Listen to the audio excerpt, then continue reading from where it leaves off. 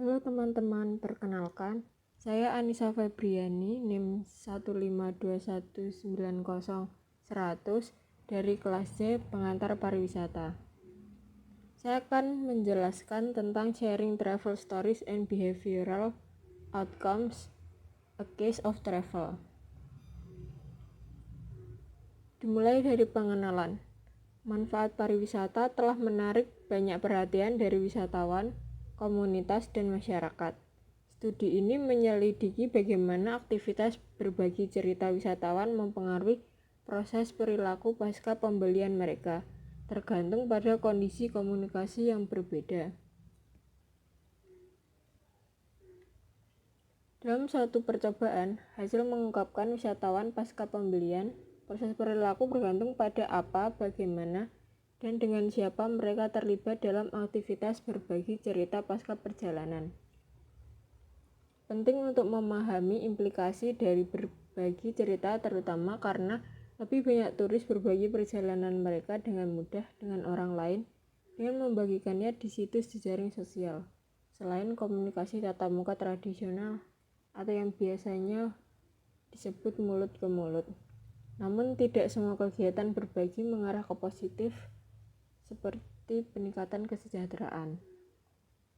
Hasil utama yang sedang diselidiki adalah kebahagiaan pasca pembelian, peningkatan diri, kesejahteraan, dan niat kembali.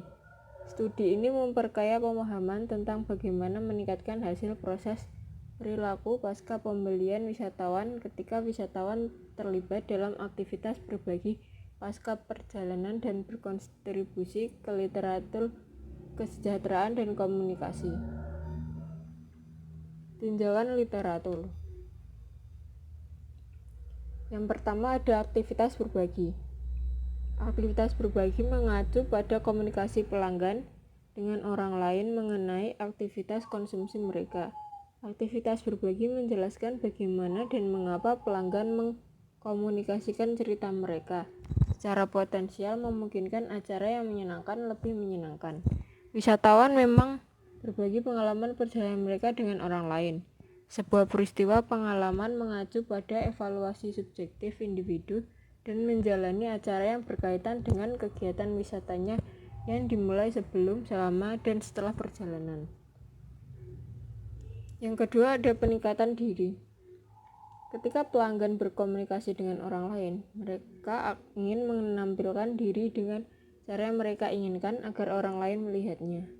Peningkatan diri berkaitan dengan kebutuhan pelanggan untuk mencari pengalaman itu, memperbaiki konsep diri, dan mempromosikan konsep diri yang positif penting dalam konteks pariwisata.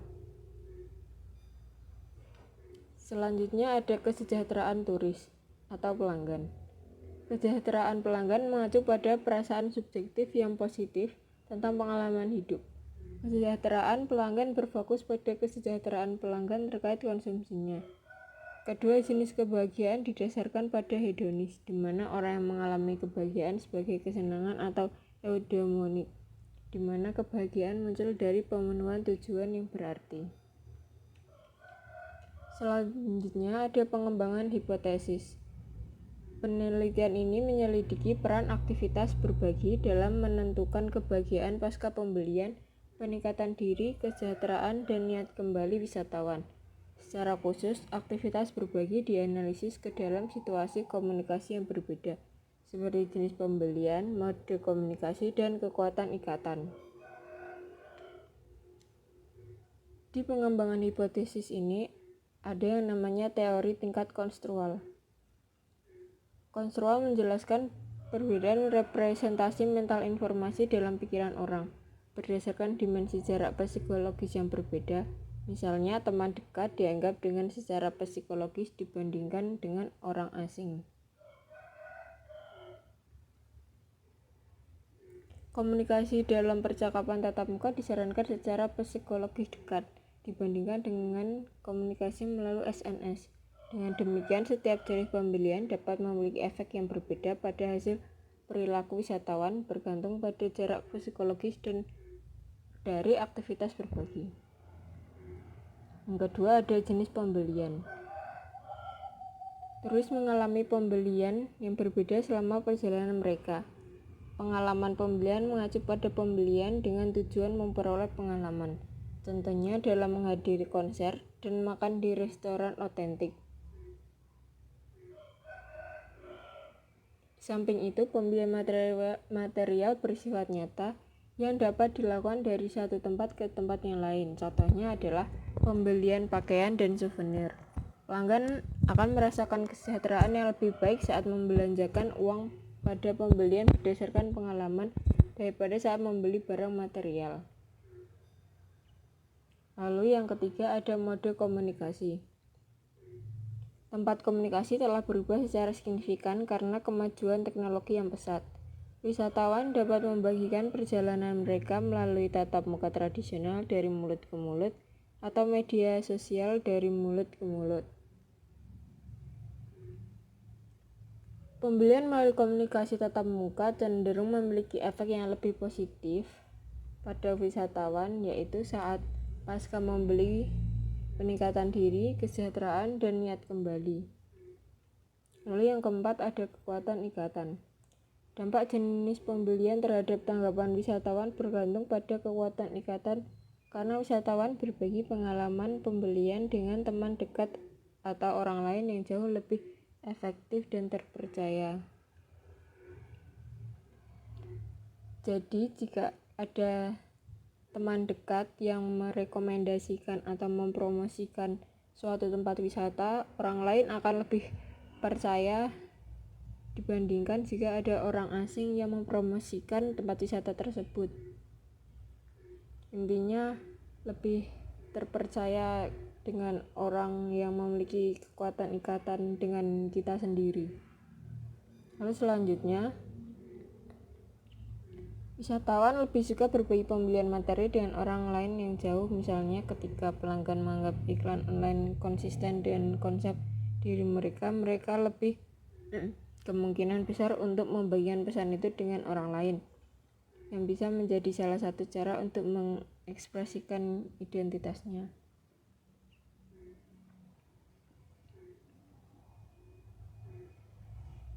Itu dapat dilihat dari sisi orang lain.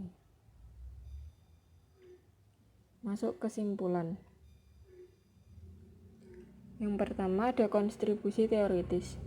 Efek dari aktivitas berbagi bergantung pada apa yang diberikan wisatawan, bagaimana mereka berbagi, dan siapa mitra komunikasi mereka.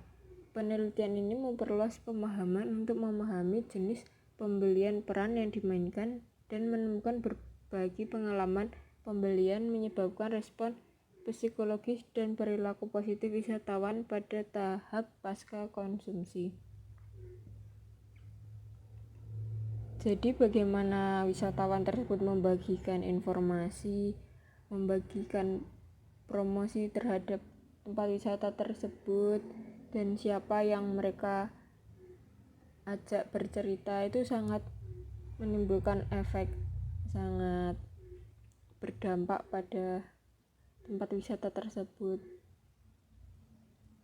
Jadi perlu diperhatikan bagaimana cara mereka menceritakan pengalaman mereka saat berpariwisata.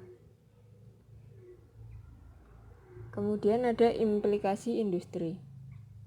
Pengalaman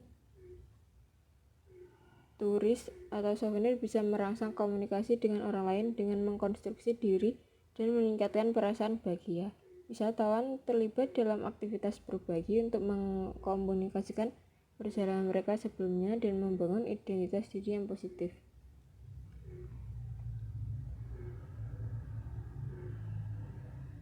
Tujuannya adalah dapat memanfaatkan kondisi komunikasi yang berbeda untuk berpromosi aktivitas berbagi wisatawan pasca perjalanan, dan pada akhirnya mempengaruhi secara positif kesejahteraan wisatawan dan merespon psikologis lainnya.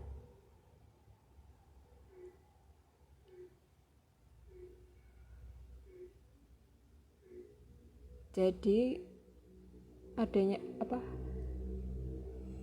pengalaman turis atau souvenir, misalnya pengalaman kita baik atau buruk, itu sangat merangsang komunikasi dengan orang lain. Jika pengalaman kita di tempat wisata tersebut baik, dan memuaskan, pasti kita akan bercerita kepada orang-orang dengan baik dan membuat orang lain tertarik untuk berwisata ke tempat tersebut. Dan jika kita bercerita tentang keburukan tempat wisata tersebut, pasti orang-orang lain juga tidak akan tertarik untuk berwisata ke tempat tersebut. Jadi pengalaman turis itu sangat penting. Jadi pengelola wisata harus benar-benar menyajikan yang terbaik ke wisatawan agar wisatawan dapat bercerita kepada orang lain dan dapat mempromosikan tempat wisata tersebut.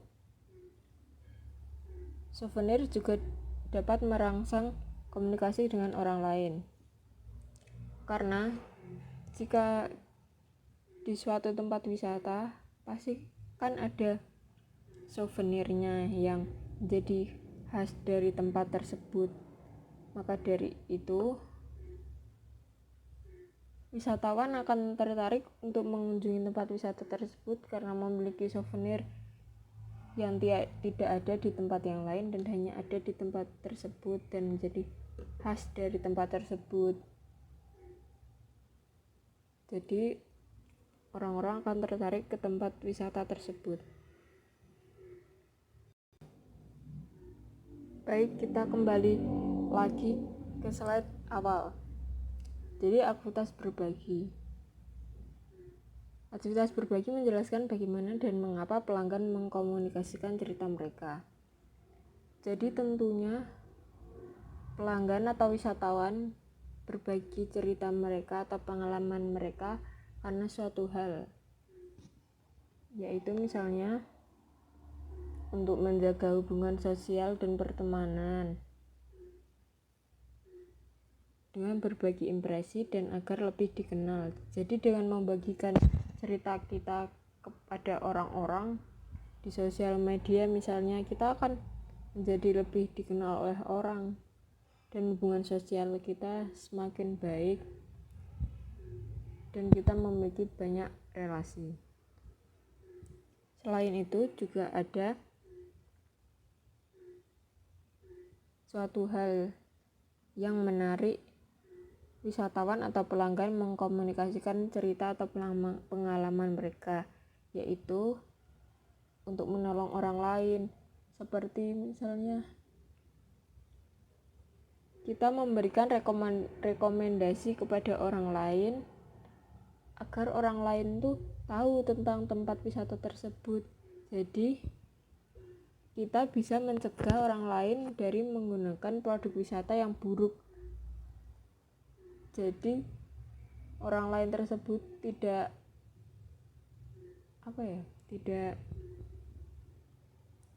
zonk. Jadi sudah tahu baik buruknya dari produk wisata tersebut, dari pengalaman kita yang kita ceritakan kepada orang lain.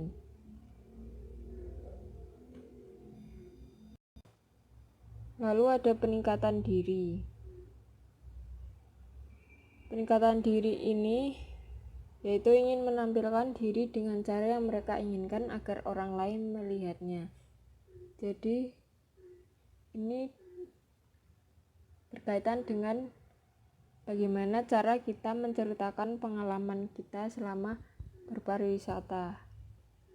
Jika kita menceritakan pengalaman yang baik dengan baik tanpa adanya suatu pengurangan atau melebih-lebihkan, pasti citra kita di mata orang lain akan lebih baik. Jadi orang lain akan melihat sisi baik kita karena kita menjelaskan dan menceritakan dengan yang sebenar-benarnya tanpa ada melebih-lebihkan sesuatu. Lalu kemudian ada kesejahteraan turis atau pelanggan. Kesejahteraan pelanggan ini adalah hal yang paling utama karena jika pelanggan atau wisatawan sejahtera, maka wisatawan tersebut dengan senang hati akan mempromosikan dan menceritakan atau mengenalkan wisata tersebut kepada orang-orang, bahkan sampai ke orang-orang yang tidak dikenal pun kita ceritakan, karena memang kita sangat puas terhadap apa yang pengelola wisata tersebut sajikan kepada kita. Kita sangat senang kesejahteraan kita terpenuhi. Maka dari itu, memang kesejahteraan pelanggan itu adalah hal yang paling utama. Coba kalau kesejahteraan dilupakan, pasti pelanggan akan tidak suka dengan wisata tersebut, lalu menjelek-jelekkan pada orang-orang akan tahu keburukan tempat wisata tersebut dan enggan untuk datang ke tempat wisata tersebut, dan semakin akan menyebar dan dapat menurunkan tempat wisata tersebut, dan mungkin tempat wisata tersebut bisa bangkrut.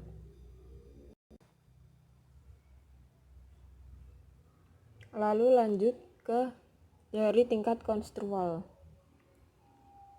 Konstruktual ini menjelaskan tentang berdasarkan dimensi jarak psikologis yang berbeda. Misalnya teman dekat dianggap dekat secara psikologis dibandingkan dengan orang asing. Ini berdampak juga kepada cerita atau pengalaman dari wisatawan. Jika kita mendengar cerita atau pengalaman dari wisatawan, pasti kita akan lebih percaya kepada orang-orang yang benar-benar dekat dengan kita, yang bahkan teman dekat atau saudara, pasti kita lebih percaya dengan mereka ketimbang dengan orang asing.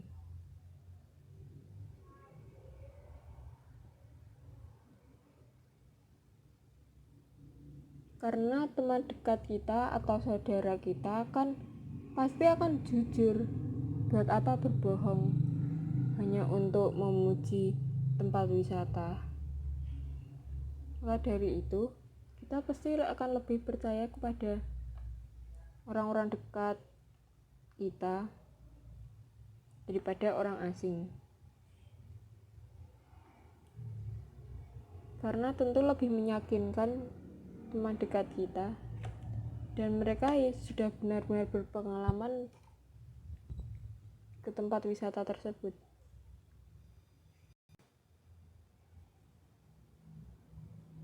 Lalu selanjutnya ke jenis pembelian.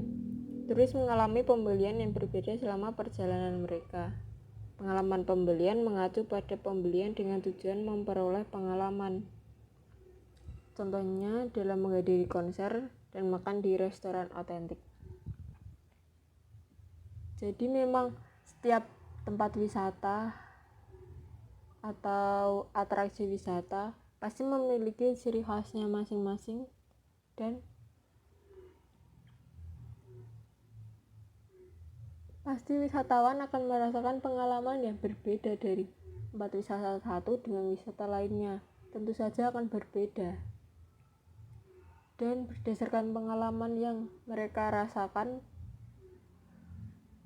jika mereka akan bercerita pengalaman mereka pada orang lain, pasti berbeda-beda pengalaman yang dirasakan. Misalnya menghadiri konser. Misalnya kita menghadiri konser Justin Bieber dan kita menghadiri konser Blackpink, tentu sangat berbeda rasanya, berbeda feel-nya, berbeda. Intinya pengalaman yang kita rasakan tentu sangat berbeda dari konser yang satu dengan konser yang lainnya. Kita akan merasakan perbedaan pengalaman yang sangat signifikan.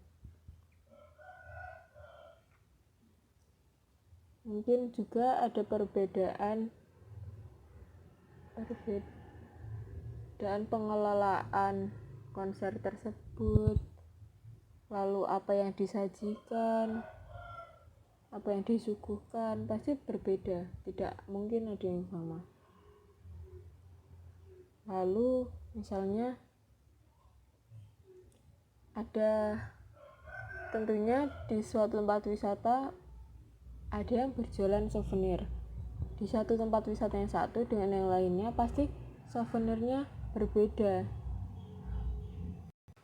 Misalnya saja jika kita datang ke Jawa Tengah, pasti souvenirnya misalnya souvenir yang terbuat dari tanah liat atau sebagainya.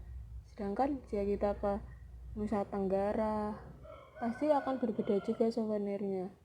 Misalnya ada kain tenun yang sangat khas di Nusa Tenggara dan berbeda dengan lainnya. Tentunya setiap souvenir di suatu daerah akan berbeda-beda, dan pembeli akan merasakan pengalaman dari pembelian souvenir tersebut berbeda-beda. Lalu selanjutnya ada mode komunikasi. Dengan kemajuan teknologi yang pesat, wisatawan itu dapat membagikan pengalamannya melalui media sosial. Banyak sekali platform yang menyediakan suatu laman untuk kita dapat meng-share, membagikan pengalaman atau cerita kita kepada orang lain agar orang lain dapat menjadikannya sebagai referensi. Misalnya kita sendiri pasti mempunyai Instagram. Kita hanya mengunggah suatu foto atau membuat instastory ke Instagram foto dari tempat wisata tersebut, dan kita memberikan caption kepuasan kita terhadap tempat wisata tersebut. Pasti hal tersebut akan menarik pengikut kita untuk pergi ke tempat wisata tersebut. Pasti mereka akan tertarik karena setelah melihat postingan kita, wah tempat tersebut sepertinya bagus. Itu pasti akan menarik minat kita untuk datang ke tempat yang sama. Selain itu juga ada tatap muka tradisional. Misalnya kita sedang bertemu dengan teman kita, sedang nongkrong dengan teman kita, atau pokoknya kita sedang berkumpul. Kita bisa menceritakan tentang tempat wisata tersebut. Kita bisa sharing dengan teman-teman kita tentang tempat wisata tersebut, bagaimana keindahan tempat wisata tersebut, apa yang ditawarkan di tempat wisata tersebut, apa yang berbeda dengan tempat wisata lain. Kita pasti akan menambah wawasan kita tentang tempat wisata tersebut dengan sharing pada teman-teman kita. Pastikan kita juga akan lebih percaya kepada teman-teman kita saat mereka merekomendasikan tempat wisata daripada orang asing atau artis yang mempromosikan. Bisa saja mereka hanya dibayar untuk mempromosikan tempat wisata tersebut. Namun kita juga perlu berhati-hati jika mendapatkan rekomendasi dari seseorang. Pasti ya belum tentu semua orang berkata jujur tentang tempat wisata tersebut. Bisa saja ada orang yang menjelek-jelekkan. Nah, dari itu memang dari teman dekat sendirilah yang bisa dipercaya, dan kekuatan mulut ke mulut memang yang paling besar dalam mempromosikan suatu tempat wisata. Dan kekuatan ikatan seperti yang sudah saya jelaskan tadi, memang teman dekat atau orang yang dekat dengan kita akan jauh lebih dipercaya oleh kita dalam mempromosikan atau mengenalkan suatu tempat wisata. Kita akan lebih percaya dengan orang-orang dekat kita. Mana mungkin mereka akan berbohong hanya untuk membaik-baikkan suatu tempat wisata yang bukan milik mereka. Jadi maka dari itu memang promosi dari teman dekatlah yang paling dipercaya oleh orang-orang. Jadi kesimpulannya, memang pengalaman cerita dari orang-orang itu sangat berdampak besar pada suatu tempat wisata. Pengalaman wisatawan yang telah berwisata ke tempat wisata tersebut akan memberikan referensi dan memberikan informasi pada orang-orang yang belum pernah datang ke sana, dan membuat mereka yang belum pernah datang ke sana tertarik untuk datang ke tempat wisata tersebut. Maka dari itu, pengelola wisata harus meningkatkan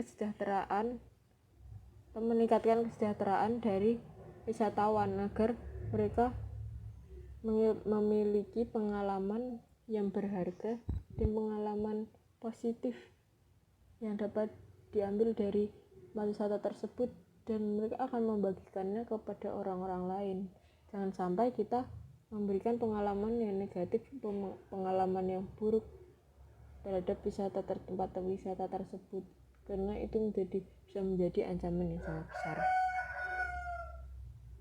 Sekian presentasi dari saya. Apabila ada kesalahan, mohon maaf. Terima kasih.